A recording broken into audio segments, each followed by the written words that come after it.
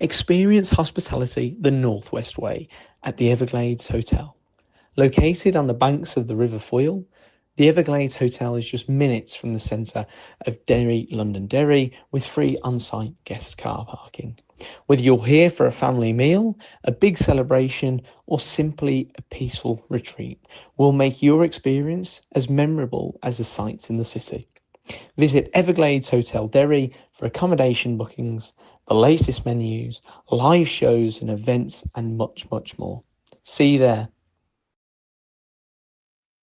Hey everyone, and welcome back to the Gaelic Lives podcast. A wee bit of a different show, I suppose, with the break in the All Ireland series. We're going to take a look at the ladies' championship over the weekend and the Tailteann Cup as well. We've just learned the Tailteann Cup quarterfinals, so we can speak a bit about them. Then in part two, we're going to chat a wee bit about the big games coming up this weekend. There's some huge ones in the All Ireland series, so we'll start with the ladies. And Mal, I'll come to you first on this one. The Senior All Ireland Championship Armagh got their campaign up and running. They drew with Meath 2-11 to 3-8.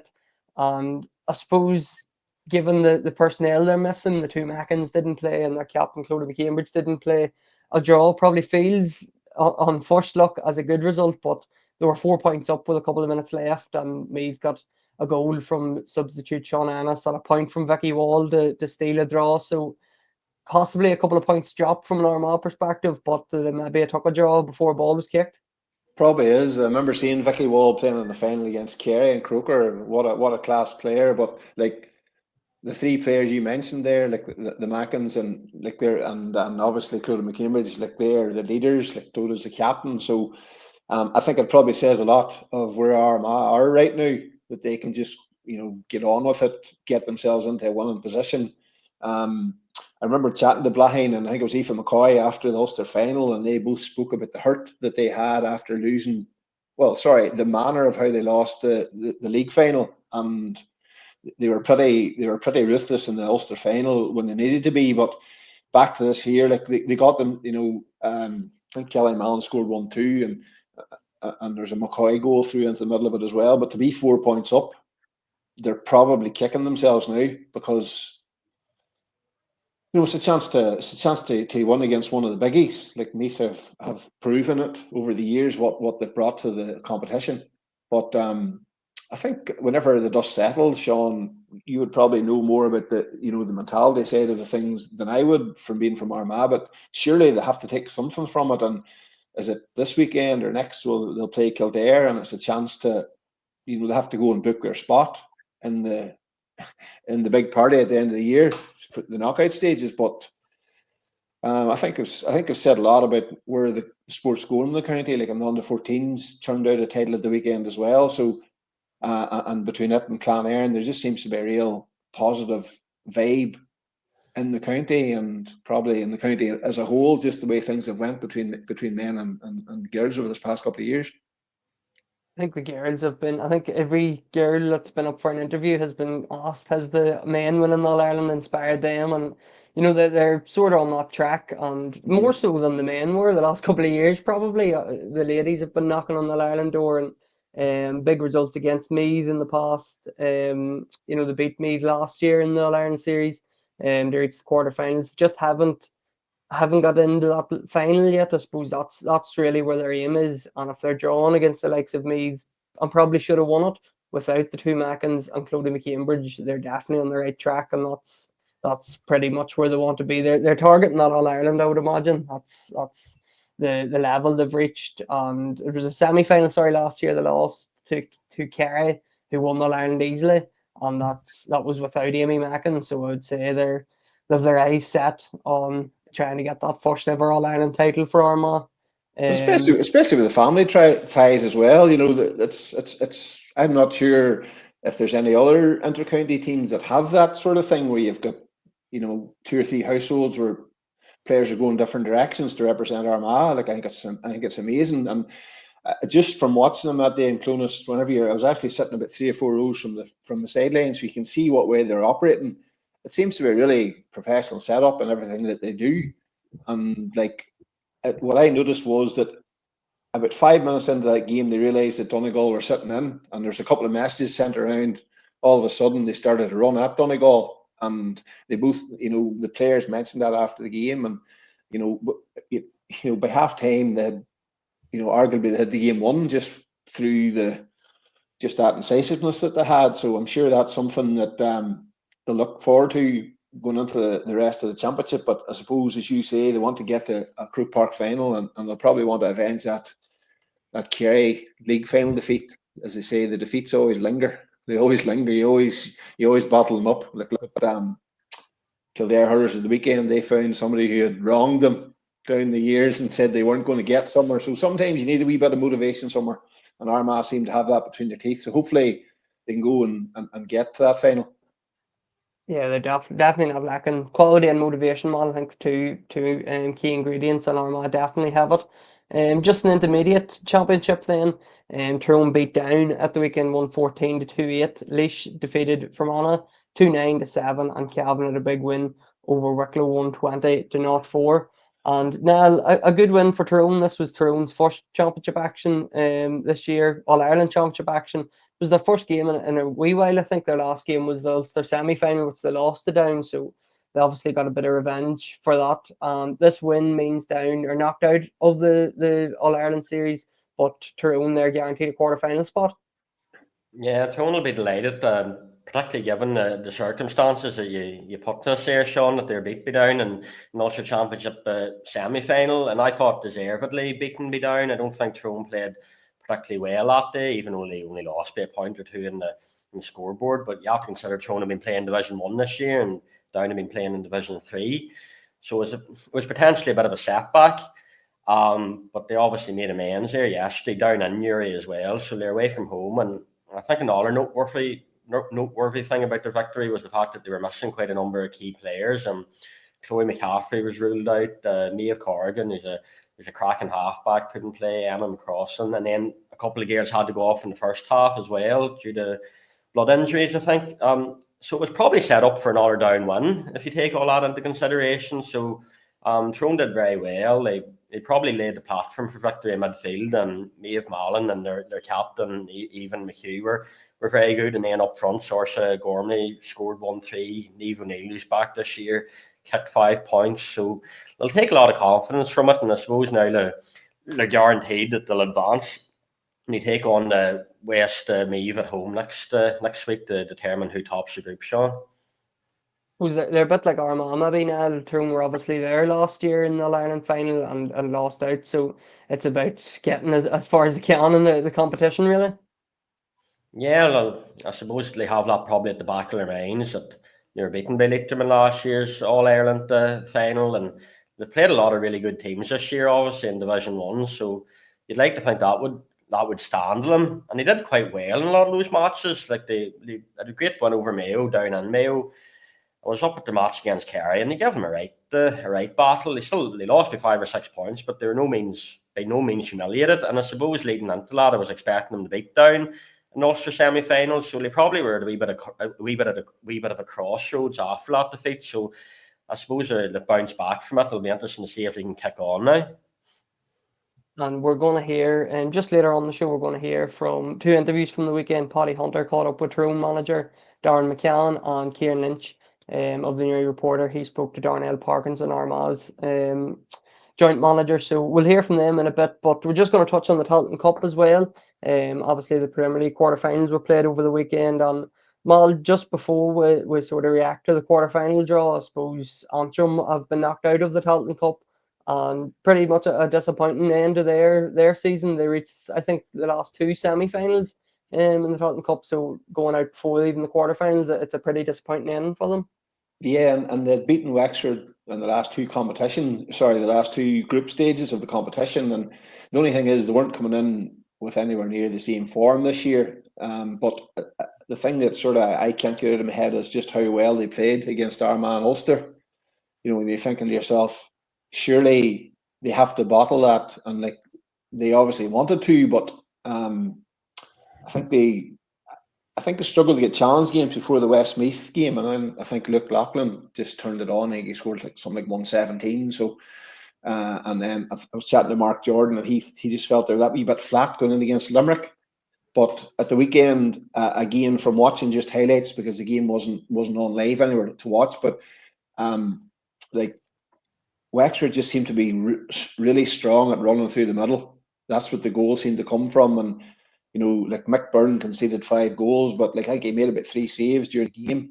And he scored 3 2-pointers, and we've been on here a few times just speaking of how good a keeper he is. And it was probably they probably just came with a real bang towards the end to try and get a bit of respectability into it, and they did. Like Ewan Quinn put a big long ball in, and I think Rory McCann might have been involved in the move, but Don McInhill just hammered it into the top corner, and they just came with far too little, far too late, and it just has to hurt, because they've got relegated to Division 4, and they didn't build on the Corrigan performance. Like, we were both there, Sean. Like, if somebody had told you that team wouldn't get to the business end of the Tailteann Cup and would be relegated, you wouldn't believe them. You just wouldn't. So as much as it's been and gone now, they'll be fully tuned into club action.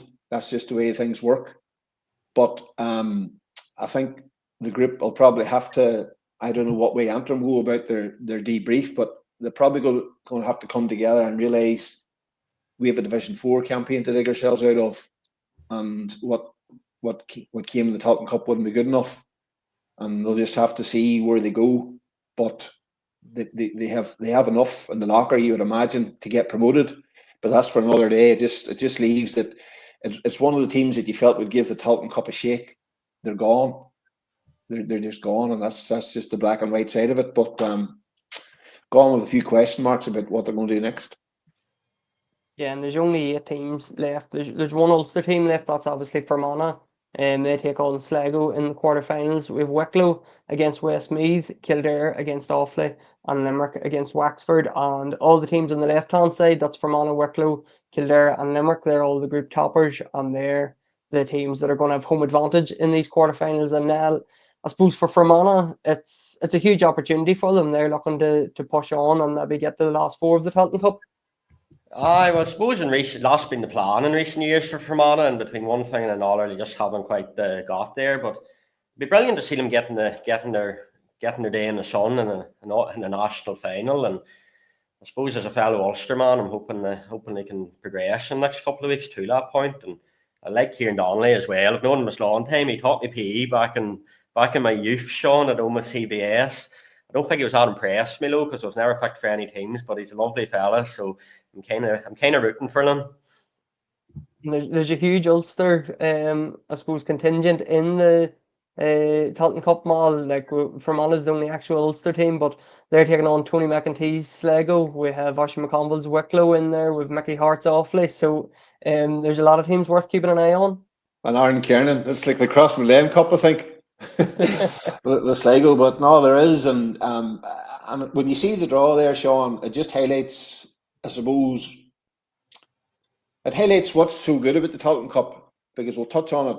There's obviously a negative side to it as well, but if you look at what Down have done, like they didn't win the final against Meath, came back, won it, and arguably gave Armagh one of the toughest tests they got in an Ulster semi-final, and maybe not as much so with Donegal, but when you see the preparation they put in, maybe a couple of goal chances go the other way.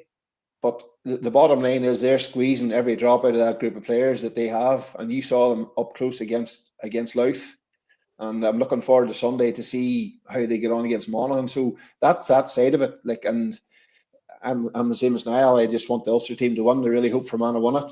Just the Ulster bias is on here, so that's just people listening from outside Ulster are just gonna have to accept that, and hopefully they do it. But the other side of it is, if the shoe was an all or football, people would be the first to complain.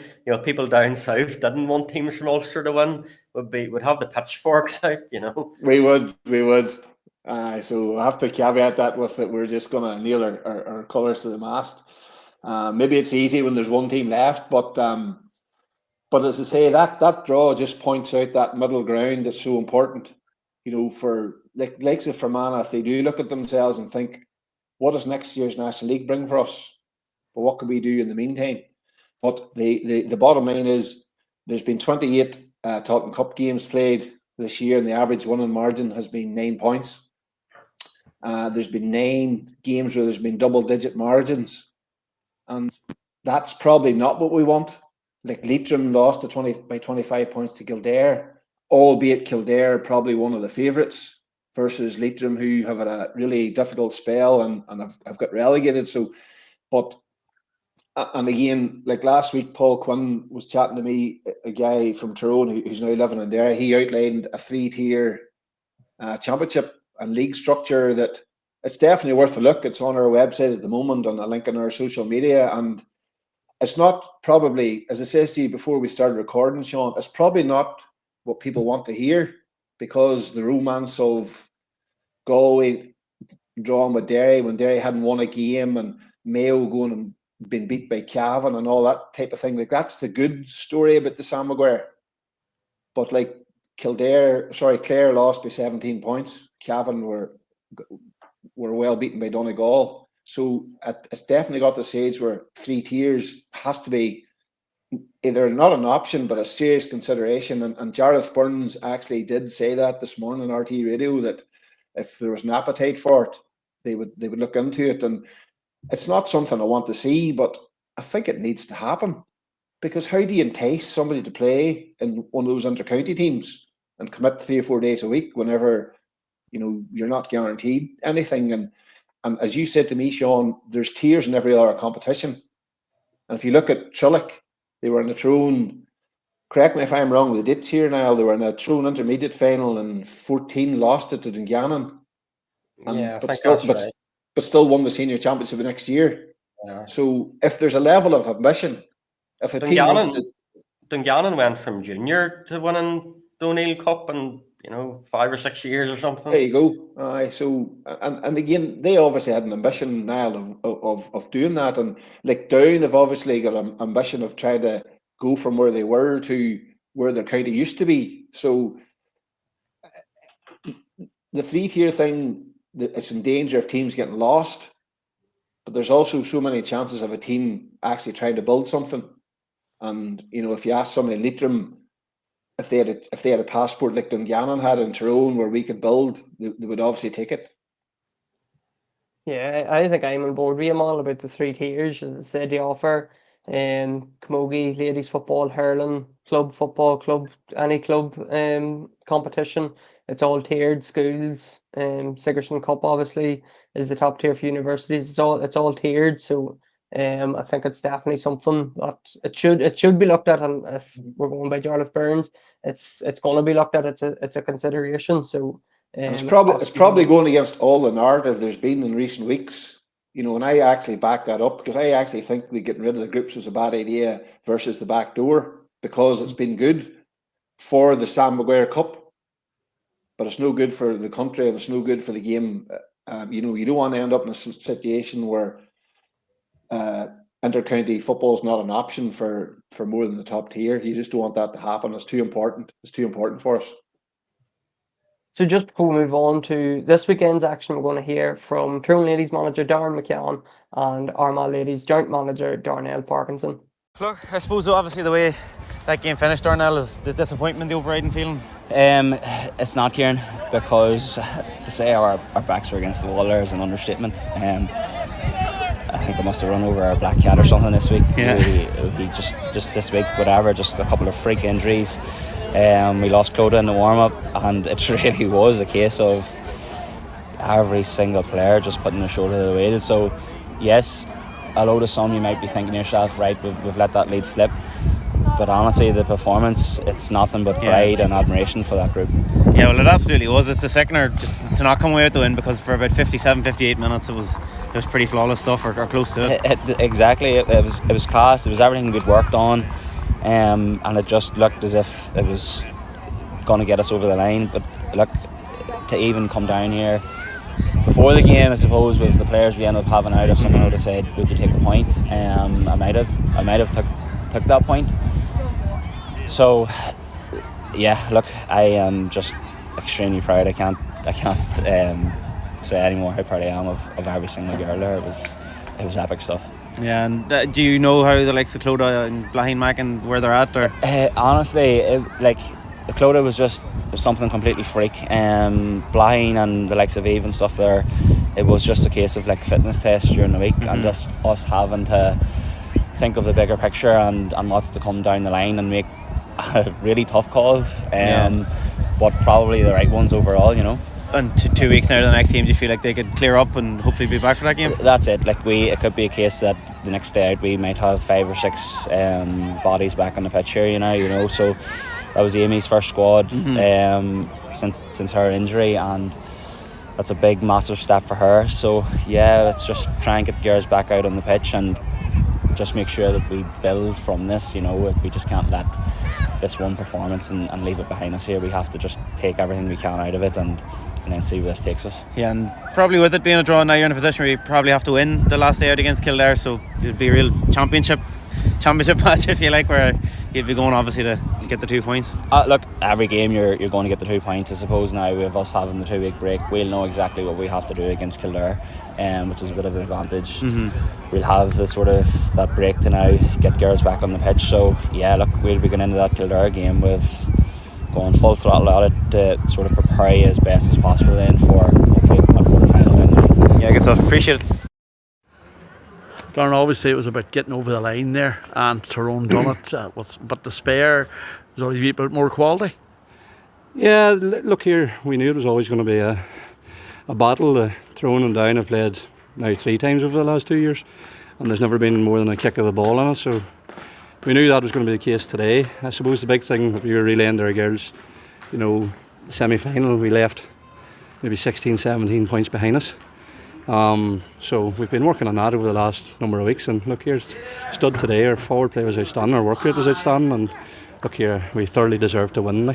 Well, the work rate was exceptional at times there, particularly in the latter stages when they threw literally everything at you. Yeah, they threw everything at us, and look here, we have a super panel there, 34 girls, and there's a number of injuries there too, but everybody's stepping in and taking their opportunity with both hands. Like Ciara Colton came in today and was outstanding. Like, you know, Joanne come on there, blood so barely on, outstanding. Caitlin Campbell, you know, there's girls stepping up to the plate week in, week out for us, and it's fantastic. Like, you know, we're blessed with such a strong panel, and look here, we're looking forward to the next game now.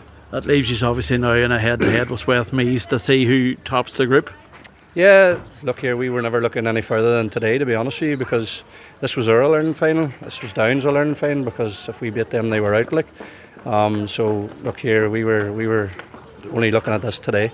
Next week we'll get back to the board tomorrow, you know, recovery session, and then Wednesday night we'll assess and look at Westmeath and how we can maybe get at them. But ultimately now our goal was to get the quarter final, and we're there, so we'll build towards that in 3 weeks' time. We'll give you a chance maybe to check a few players out next week, because you know, obviously you'd love to finish top of the table, but will it be an opportunity for some more faces maybe? Look here, we'll assess the injuries through the week, and there's no doubt there'll be girls champing at the bit to get in. You know, we could have took more on there today, but just the way the game went, so we felt they were the changes that could be made and made a difference. So well, in relation to injuries, obviously Chloe is a key one. Maeve Corrigan, Clara Daly still there. They're all key injuries, you know. You've Clara. What is the situation with them though? Look here, we're playing it by year with them. You know, we want to get over the line, and we'll assess them from here on in. Like, you know, we know Emma Jane's long term. Like, yeah. So look here, we'll take it each day as it comes now. Would you hope to have Chloe back next week? Look here, we'll see during the week how she is. Look, Chloe will do her bit to try and get back, and it's all about everybody out there now trying to do their bit to get her back. Good position to be in though in your first season, to be in the quarterfinals. Look here, it's fantastic. Like, we set our stall out at the start of the year. It would take time to settle in and bed what we want, like, and you know, it's not going to happen overnight. And a lot of people need to remember the intermediate division is a very strong division. You know, a lot of the teams that we're playing now are coming on the back of, you know, good league campaigns, and you know, that winning games. Like, we were up against the Kerrys, the Dublins, and the Mees week in, week out, and it was a great learning experience, and we learnt a lot from it. But you know, it's good to get a win there today now to get that wee bit of a habit. Experience hospitality the Northwest way at the Everglades Hotel.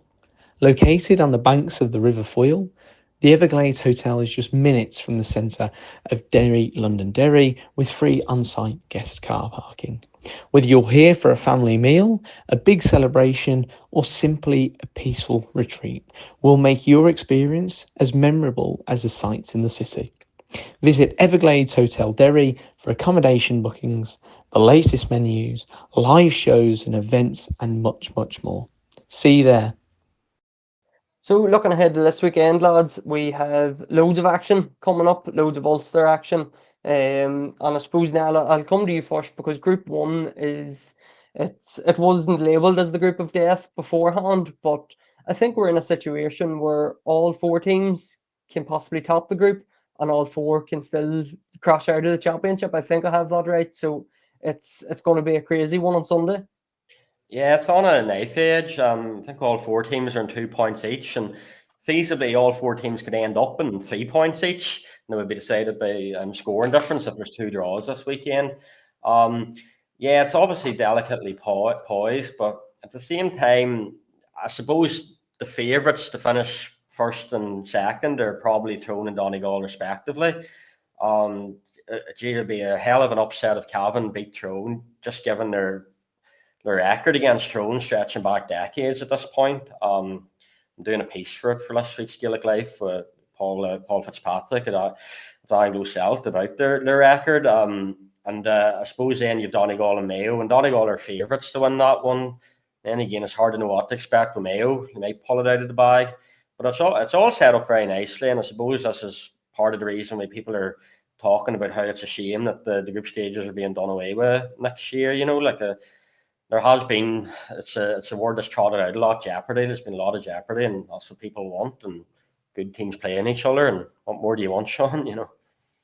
Yeah, we talk about calculator Sundays, Mal, when we come to the league. It could be something similar this week because obviously Tyrone and Cavan, Donegal and Mayo, it's all to play for. And that top spot, it's a huge prize, isn't it? Because it gets you 2 weeks, 2 weeks break, 2 weeks prepare for your quarterfinals. And I know Armagh's already there, and it's a huge bonus. Oh, it is surely. Like Armagh's bound to be loving that. Like they can just prepare for whatever way they want. It's probably a good enough case study for how important it is for this group, and probably Tyrone are in pole position at the moment. Paul Fitzpatrick, the Cavan people might disagree. They might think this is the weekend where that statistic's absolutely buried. But it is from a team preparation point of view. You don't have to worry as much about hotels. You don't have to worry about getting people right. Is somebody ready to go? You can just play whatever way you want. Put out whatever team you feel is necessary. Get Aaron McKay a game if he wants, that type of thing. So in this group here, like I think that's what will probably hurt Donegal from their point of view because they were Ulster champions and did it through the long way. If they don't finish top, they're not going to have a week's break that they would probably need right now. And I think that'll be Tyrone's motivation to make sure they can go to Croke Park. They'll have their rest, and then they can sit back and watch those preliminary games and do their scouting and relax and see what's going to come at them. I fancy Tyrone to top the group. Yeah, I assume you're going to go with that too, Nell. Yeah. I think they will top the group, and flat, who knows? 2 weeks leading into an All-Ireland quarter-final, the dream is on. I suppose the big one from an Ulster point of view, we have Tyrone and Cavan, but Mal, you'd referenced that earlier down in Monaghan, and I think you said you were going to go to this one. It's in the athletic grounds on Saturday evening, I think. Sunday, I think. Sunday, sorry. Sunday. So down in this is a brilliant one, Mal. This is really teed up. It's top of the table clash, winner takes all. Whoever wins this straight through to a quarter final, and Down having beaten Monaghan in the league. I don't know if they're favourites or not. I haven't seen any odds yet. Monaghan's probably favourites, but it's teed up nicely here. When I think of this game, I'm starting to think about Armagh and Monaghan and the sun that day. Whenever I think Monaghan won, it was like 5-26 to 5-27. Just at a guess. I remember that scoreline, but it's got that feel about it where these two teams like to score and they've got runners, they've got energy. You've Stephen O'Hanlon, Micheál Rooney, Caelan Doherty, all that sheer level of pace. So that's what I'm looking forward to seeing. And I'm looking forward to see two down translate their Tailteann Cup, and they're pushing Armagh all the way to actually going and beating Monaghan. Likewise, you want to see, can do Monaghan mix it up a wee bit? Like with all the talk about pace, they actually be able to bring a different aspect to the game. Where like say Jack McCarn's a target man, but they can use the mark a wee bit more. They're a county that I always feel use the advanced mark better than most. So I'm looking forward to see the styles. That's why I'm going to try and get to it, because you've got a better feel for it. And here, the athletic grounds, like what a spot for this game. So don't know who's going to win it, to be honest. Probably the lazy side of it, you're thinking maybe Monaghan, because they've just been operating at that level for a wee bit longer, but who knows? And I've got to know Kieran Mina quite well, just with him being involved in Derry, and I just know the level of preparation they put into things. And if they put in the same level of preparation to this as they did for Armagh and Donegal, who knows? Who's to say they won't turn this around? This is impossible to call, really impossible to call. Can't wait. Yeah, I think if Daniel Guinness is fit down, it gives down a major boost. Oh, he's a big loss. He's a big loss last day. Yeah. Yeah, massive loss. I'm trying to think back. I don't think he was togged out. I don't think he took part in the warm up or anything. So, I'm not sure of his availability, but he would be a massive miss if he's not there. And I suppose on Group 4, where we have Armagh already through, I suppose it's going to be interesting to see what Armagh do here, because they do have players like, I think Mal referenced earlier, the likes of Aaron McKay, Niall Grimley, Oisin O'Neill, Joe McElroy, that sort of need game time. But I don't think McGeaney will want to play a second string team either. Not that Armagh's second string team's fairly strong, but he'll want to go and win this game and keep the momentum going into the quarterfinals. Yeah, that's what I was about to say. I'm not sure they have a second string team in a sense. Their strength and depth is really, really impressive. And they basically never lose in regulation time. Last time they were beaten in 70 minutes was a full 2 years ago. So I can't see Armagh just rolling out the red carpet this weekend. I just don't think it'll happen. I think they're obviously in a great spot. I think the one thing they'll not want from this game is any more injuries. I don't think they'll be that worried about maybe losing, but I can't see them. They'll not get hammered. No way. So Galway will be up against it in that sense. I think, well, for this one too, and we'll touch on Derry and Dublin as well, because it's obviously a massive one, but for Armagh, it's a chance to knock out an All-Ireland contender in Galway as well, depending on how Derry and Dublin go. Again, we'll have our calculators out. Well, whenever you and I were talking, that's what I was thinking about. Like Galway have been in 2 finals that they've nearly won. So on paper, they're a real contender, albeit they're not playing as well as maybe people feel they should be, but that's definitely a factor. But I just think that, like Niall talks about red carpet, I think it's just momentum. Like say for example, somebody gets in, see whoever does start for Armagh who hasn't recently started, they have to really perform. Like say somebody gets into that say for example, I don't think he will, but say Ross McQuillan, for example, who I think is in line for Player of the Year at the moment in terms of his form. They're not handed out now, obviously, but that's the type of player he is at the moment. If he's rested and somebody goes in, well, they're going to know that Ross is going to be a starter. So everybody that plays in that Galway game is going to have to perform. So that's where they are in terms of their squad. But it's also another chance for Rian O'Neill to play a competitive game of football, because he's obviously missed much of the season. So there's that side of it. But the only thing I would say about this game, and you always see it, you see it in all sports, if one team doesn't need to win and plays well, and the other team's absolutely scrapping for their lives, like look at Mayo and Oma, probably a good enough example where they were underdogs and all those things, but it wasn't the end of the world for Tyrone, but it would have been for Mayo.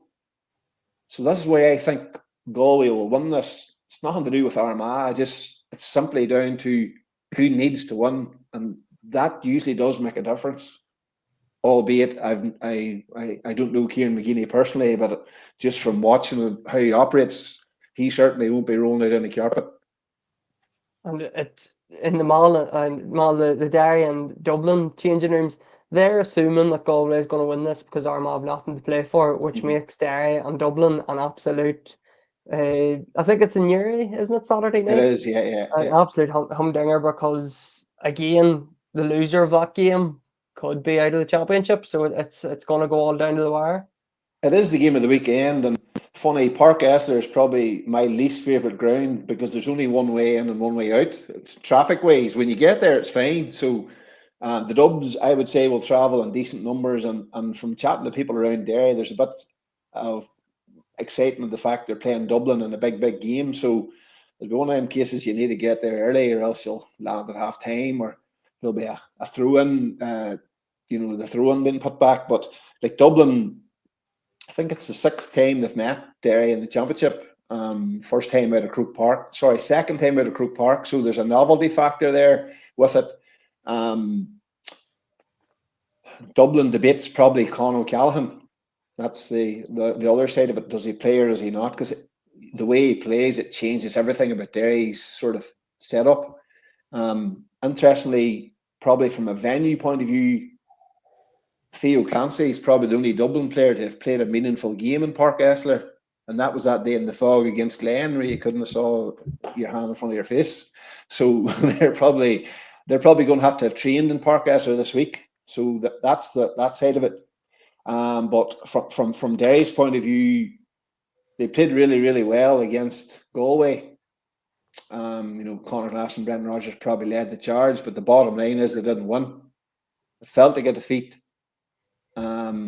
So they haven't won a game this year. What a time it would be to end that, and they're going to need to do that. Like if they draw, they're hoping for Armagh to do something. If they lose, they're hoping for Armagh to hammer Galway, which won't happen, because by and large, so that's how fine the margins it is. So I give Derry a chance of coming through this, but 50-50 game. But we'll talk later in the week on our Thursday pod about it. But these are the sort of games people want. They want something where there's jeopardy, and this is why I think this is the game of the weekend. As much as down in Monaghan, nobody's going to get knocked out. This is real championship now, and I think that's what people love. Yeah, it feels like it's real championship season now, just because there's going to be teams knocked out over the weekend. So as Mal said, we'll be back on Thursday. We'll have a proper in-depth look at those games, and we're just sort of touching on them today without going too much into our analysis. So we'll be back on Thursday. We'll have a preview for all those games, and then of course we'll be back on Monday and we'll review all the action. We'll know who's through to the quarterfinals and who's out of the All-Ireland race. So thanks everybody for tuning in, and we'll chat to everybody on Thursday.